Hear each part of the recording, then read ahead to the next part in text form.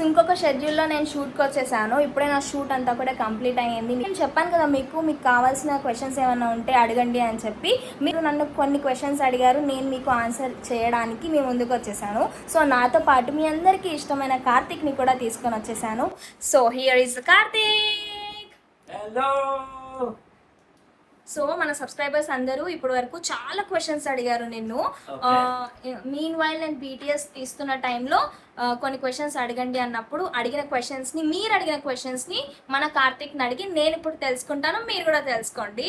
So అందులో first question ఎక్కువగా వచ్చిన రిపీటివ్ క్వశ్చన్ ఏంటంటే, మీ అందరూ రిలేటివ్సా, యాక్ట్ చేస్తున్న వాళ్ళందరూ ఒకటే దగ్గర ఉంటారా అని అడిగారనమాట. సో మేమందరం రిలేటివ్స్ కాదు, బట్ టీమ్ మెంబర్స్ లాగా. అంటే ముందు ఇప్పుడు శ్రావణి అనే క్యారెక్టర్ ఉంది, తను ఇప్పటి నుంచి కాదు, హలో అంకుల్ అనే ఛానల్కి బిఫోర్ మేమందరము తేజ్ ఇండియా అనే ఛానల్కి వర్క్ చేసినాము.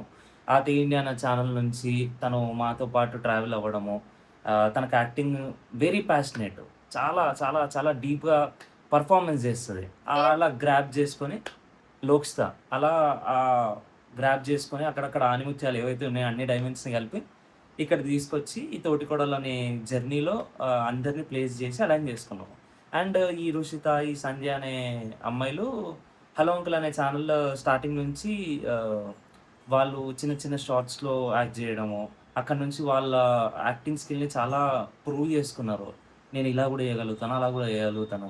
సో బై దట్ అక్కడి నుంచి వాళ్ళకి ఇంత డీప్ డౌన్గా పర్ఫార్మెన్స్ చేసే క్యారెక్టర్లు పడ్డాయి ఈ సిరీస్లో. అండ్ ఈ కుందన అనే క్యారెక్టర్ తోటికోడలు సీజన్ 1 అయిన తర్వాత గ్యాప్లో కుటుంబ కథ అనే సిరీస్ చేసినాము. ఆ కుటుంబ కథ అనే సిరీస్కి నాకు ఒక వదిన క్యారెక్టర్ కావాలి. ఆ వదిన క్యారెక్టర్ ఎలా కావాలంటే అమాయకంగా ఉండాలి, పద్ధతిగా ఉండాలి, బాగా పర్ఫార్మెన్స్ చేయాలి. సో ఆ క్యారెక్టర్కి నాకు సుజ్జి బాగా సెట్ అవుతుంది అని అనిపించింది. సుజ్జి నాకు ఎలా అంటే నేను ఉంటున్న ప్లేస్కి చాలా దగ్గరలో ఉంటుంది తను. మా ఇంటి దగ్గరలో నాకు సుజ్జికి అవుట్ ఆఫ్ దిస్ ఈ ఫీల్డ్కి అవుట్ ఆఫ్ ఉన్న చాలామంది కామన్ ఫ్రెండ్స్ ఉన్నారు. అలా నాకు తిన క్యారెక్టర్ ఇంకా బాగా పెట్టవచ్చు, కంఫర్టబుల్గా వర్క్ చేసుకుంటుంది అని అర్థమైంది. అండ్ అంకుల్ ఆంటీ వచ్చేసి నేను ముందు నుంచే వీళ్ళతో వర్క్ చేసిన. లైక్ తే ఇండియా అనే ఛానల్లో అంకుల్కి మంచి మంచి రోల్స్ చేశారు. అంకుల్ మంచి మంచి సిరీస్లో మంచి రోల్స్ చేశారు. Very senior artist. ఆంటీతో నేను చాలా షార్ట్స్ చేశాను ముందు. ఆంటీ చాలా బాగా పర్ఫార్మెన్స్ చేస్తారు.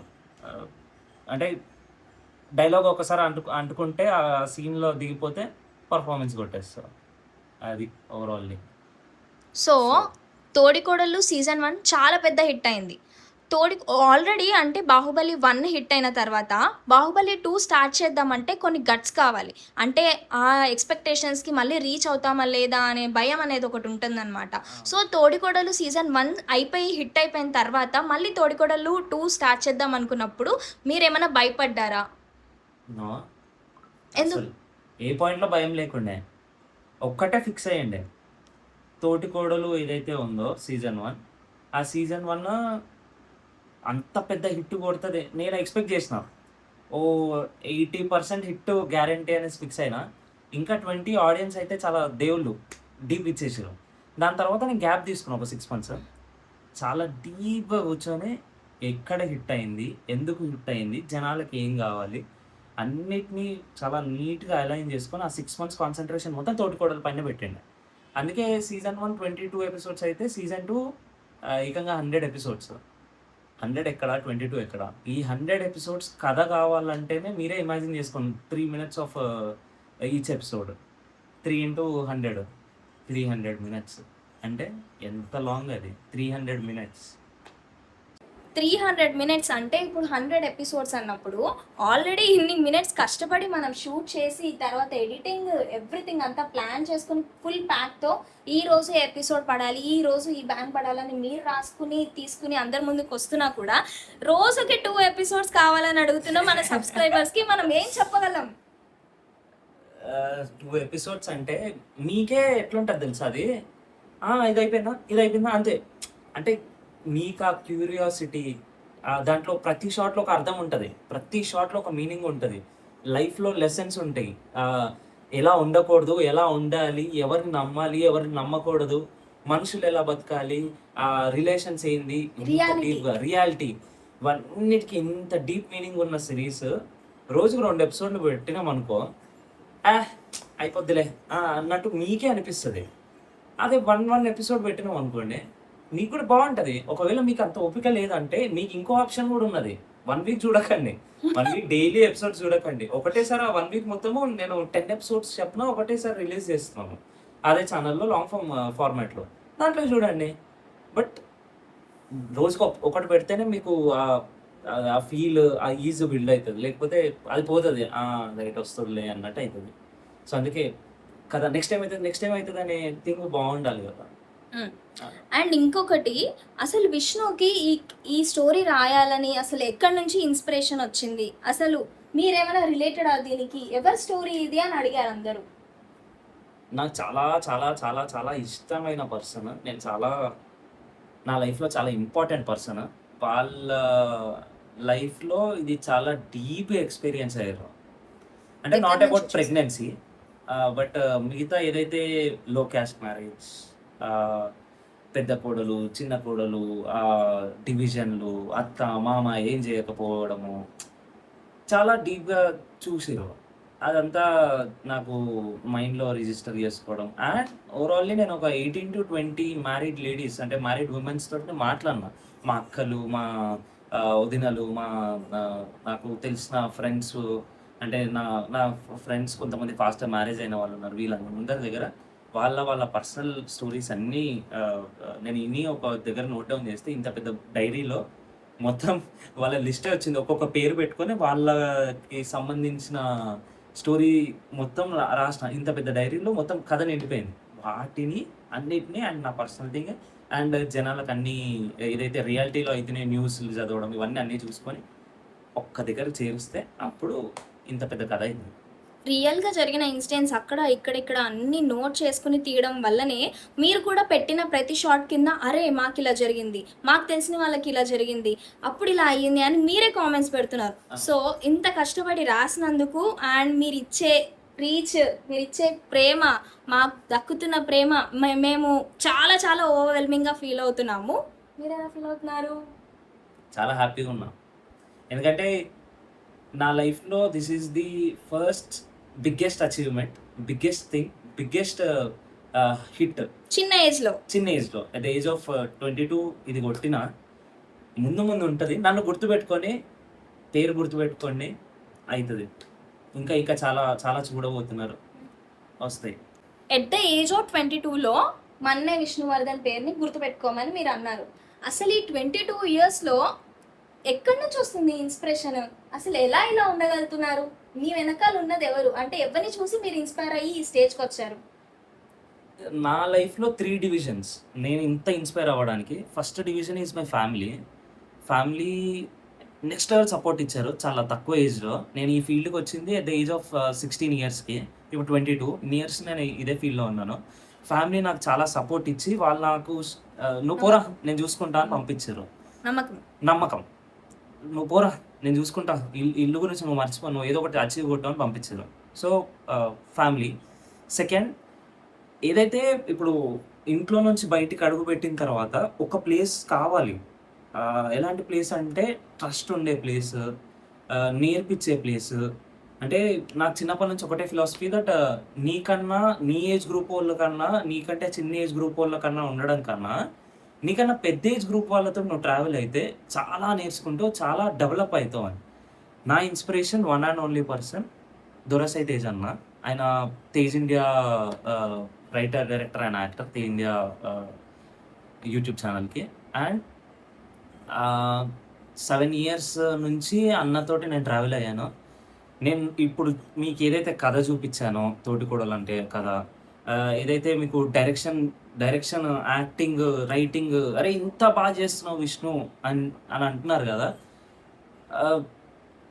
మా గురుగారు నాకు నేర్పించి ఇలా కాదు, ఇలా కరెక్షన్స్, అంటే ఒక ఐరన్ రాడ్ ఏదైతే ఉంటుందో దాన్ని షార్ప్ చేయాలంటే కొట్టాలి, హీట్ చేసి చాలా గట్టిగా కొట్టాలి.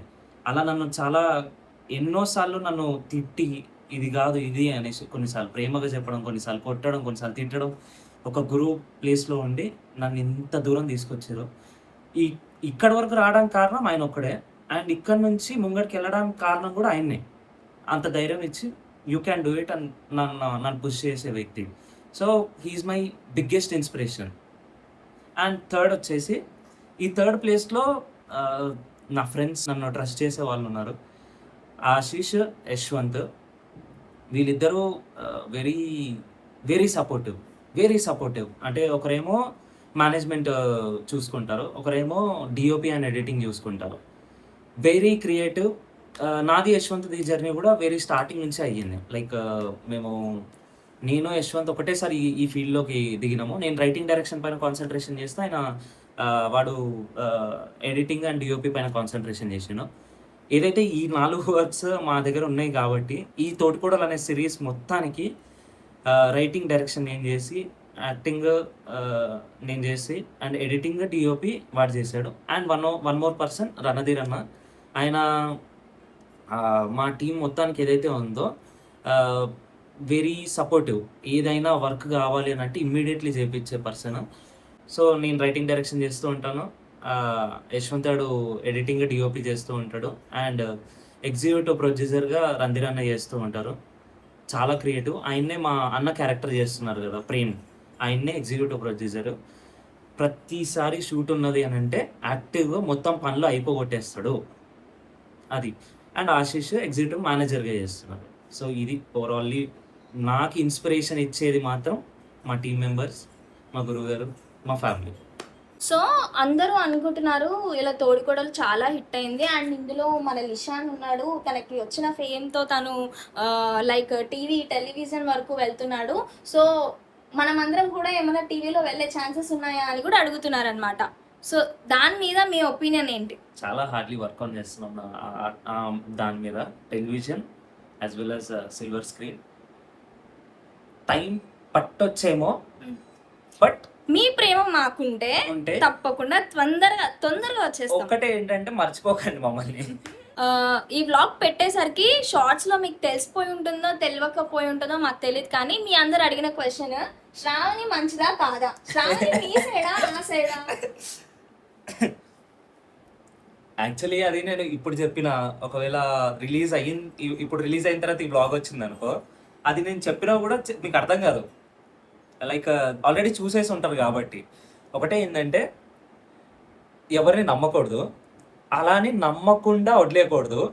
నమ్మకం ఇచ్చిపుచ్చుకోవాలి, ఇచ్చిపుచ్చుకుంటేనే లైఫ్ అనేది ముంగడిపోతుంది. సార్ ఏం చెప్పారు సార్? ఆక్ లాగా ఇది మళ్ళీ బ్యాక్ వెళ్ళి మొత్తం చూడు. ఇది మాత్రం 100%. ఇది ప్రతి లాజికల్ థింగ్. ఇది నమ్మకం. ఓకే. సో నేను అన్ని క్వశ్చన్స్ కవర్ చేశానా లేదా అని ఆలోచిస్తున్నాను. అప్పుడే గుర్తొచ్చింది, ఒక దానిలో కార్తీక్ అంటారు, ఒక దానిలో విష్ణు అంటారు. అసలు నీ అసలు పేరు ఏంటి అని కొంతమంది అడుగుతున్నారు. అసలు పేరు ఏంటి? నా అసలు పేరు మన్నే విష్ణువర్ధన్. చిన్నప్పుడు నాకు మా మమ్మీ వాళ్ళ సైడ్ ఉంటుంది కదా, మమ్మీ వాళ్ళ సైడ్ ఒక పేరు, డాడీ వాళ్ళ సైడ్ ఒక పేరు. సో మా మమ్మీ వాళ్ళ సైడ్ నన్ను కార్తీక్ అని పిలిచేవారు. మా పిన్ని కానీ, మా మామ కానీ, మా మమ్మీ సైడ్ చుట్టాలందరూ. సో అట్లా కార్తీక్ అనే పేరు నాకు ఇష్టము. యాక్చువల్లీ అందరూ ఏమంటారు అంటే నీ ఫేస్కి కార్తీక్ అనే పేరు సెట్ అవుతుంది అని అంటారు. అందుకే విష్ణు అనే దానికన్నా కార్తీక్ అనే పేరు పెట్టుకొని ఈ సిరీస్ చేశాను. సో క్యారెక్టర్ పేరు కార్తీక్ అంతే. అండ్ ఇంకొకటి, ఒకసారేమో వదినా మరిది రీల్స్ చేస్తారు, ఒకసారేమో అక్క తమ్ముడు రీల్స్ చేస్తారు. అసలు మీరు ఏమవుతారు అని అడిగారు నన్ను క్వశ్చన్ కామెంట్స్లో. ఏమవుతావు? అక్క తమ్ముళ్ళ సొంత అంతే, పెద్దమ్మ కూతురు. సో ఇది క్వశ్చన్స్. ఆల్మోస్ట్ అన్ని క్వశ్చన్స్ కవర్ చేశానని అనుకుంటున్నాను నేను. ఇంకా ఏమన్నా క్వశ్చన్స్ ఉంటే కూడా కామెంట్ చేయండి, విష్ణు ఆన్సర్ చేస్తాడు, లేకపోతే సుజ్జి ఆన్సర్ చేస్తాడు. మీకు ఇలాంటి బ్లాగ్ మళ్ళీ కావాలంటే సబ్స్క్రైబ్ చేసుకోండి, లైక్ చేయండి, షేర్ చేయండి. అండ్ ఇలాంటిది ఇంకో బ్లాగ్ కావాలంటే కామెంట్ చేయండి. Yeah, bye. చెప్పు. బాయ్.